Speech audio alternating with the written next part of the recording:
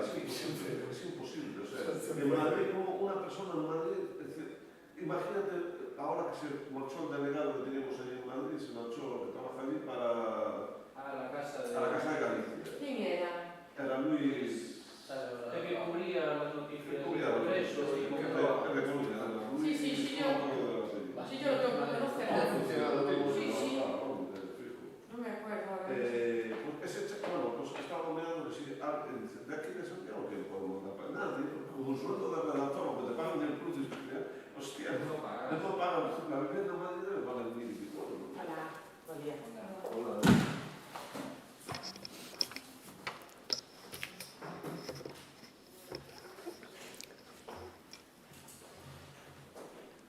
Estás tú con todo, Sergio? Está de home orquesta. Bueno, pois, cando queirades. Estades listos? Sí, ben. Bueno, moi bo día. En primeiro lugar, aínda que xa o fixen en persoa, pois quero felicitar a Luís Menor polo seu nomeamento como novo presidente do Partido Popular de Ourense. Hai moito traballo tras esta victoria, hai tamén un gran equipo e con traballo, equipo e como chegan os bons resultados. Estou segura de que con Luís Menor sairá gañando o partido e, sobre todo, sairá gañando todo Ourense.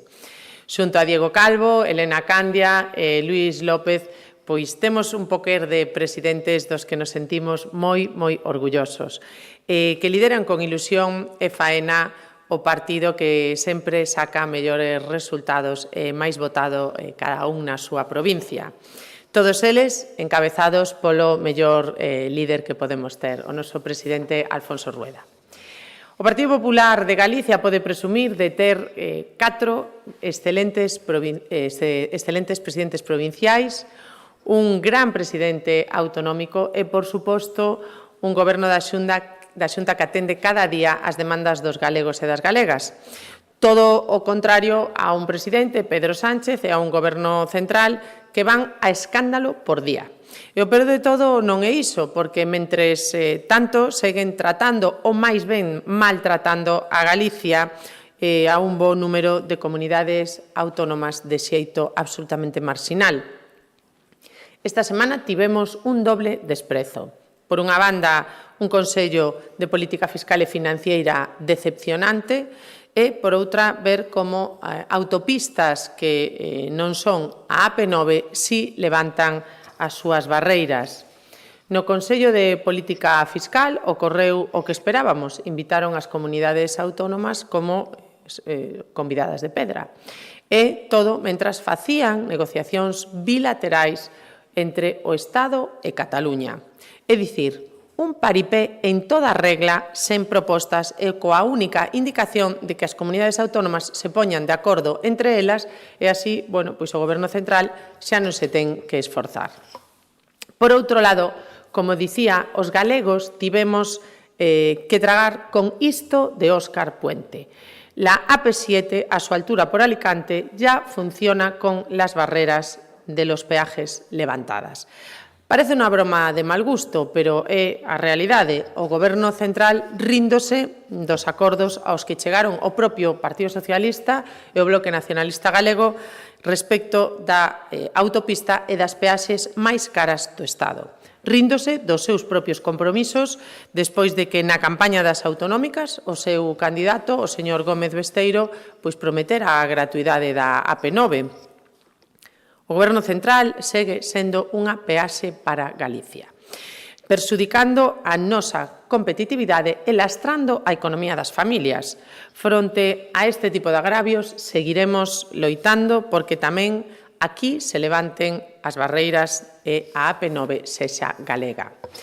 O Partido Popular de Galicia seguirá defendendo Galicia ante quen nos considera menos. E refírome sobre todo ao Goberno central. Refírome a un goberno que cree que na Moncloa ten máis dereitos que en ningún outro sitio. Refírome a un goberno que reparte o de todos entre os seus socios e despois pretende que os demais nos quedemos coas migallas. Refírome a un goberno cun presidente incapaz de recibir o presidente da Xunta meses despois de que gañara as eleccións autonómicas.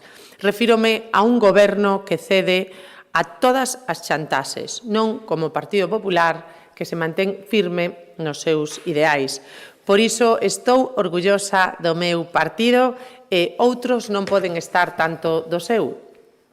Agora que se cumpren 100 días de goberno de Alfonso Rueda, podemos reafirmar que o Goberno central ten aquí un modelo de estabilidade sentidiño, un modelo do cumprimento da palabra dada, un modelo das políticas que non dependen dos caprichos de terceiras forzas.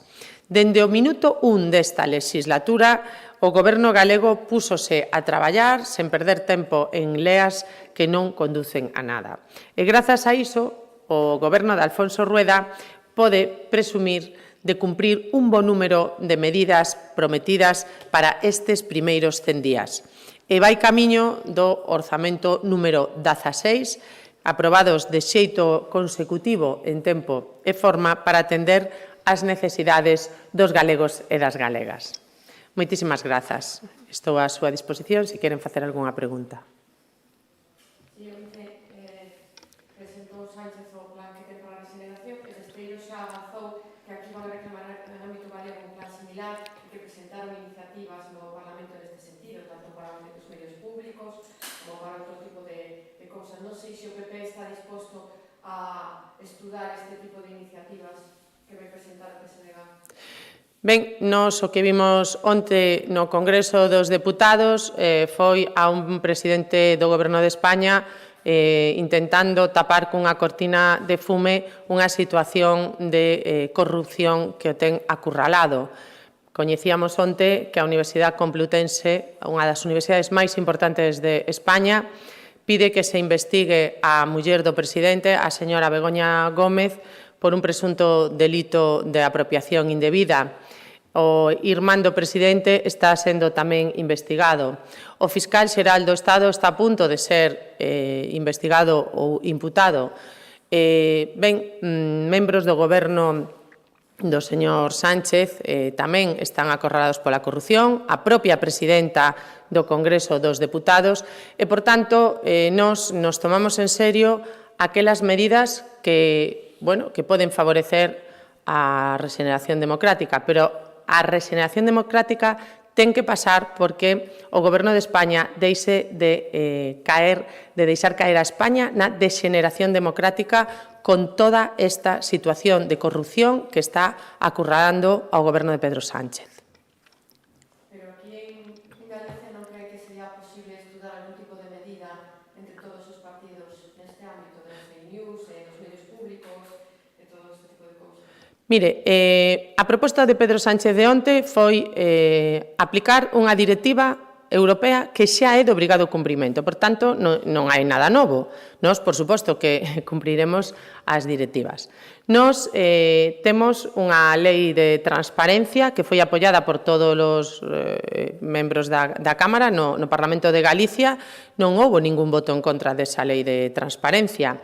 Nós non temos ningún inconvinte en que se siga loitando contra as fake news, pero, lóxicamente, dende un punto de vista absolutamente obxectivo e non dende un punto de vista no que o único obxectivo que se trata é de silenciar aos medios que están sacando a corrupción de Pedro Sánchez, do entorno de Pedro Sánchez e do seu goberno. Por tanto, nós o que estamos pola liberdade de prensa, parecenos fundamental a liberdade de prensa, parecenos fundamental que os medios teñan e os periodistas teñan dereito a escribir as súas noticias sin ser presionados por ningún goberno, non? Bueno, veíamos antes como tamén o presidente do goberno prometía non sei, 100 millóns, parece que dixo, para a digitalización dos medios. Realmente alguén se cree que en pleno 2024 os medios de comunicación non están xa digitalizados? Que broma é esta? Sinceramente, se queren que falemos en serio de fake news, falaremos en serio.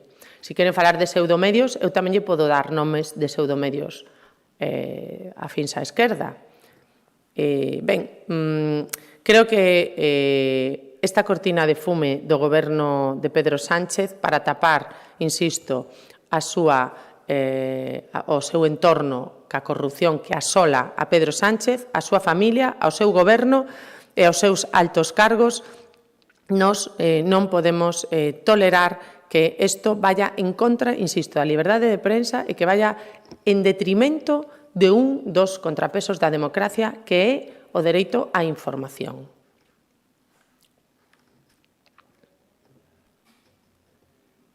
Gracias.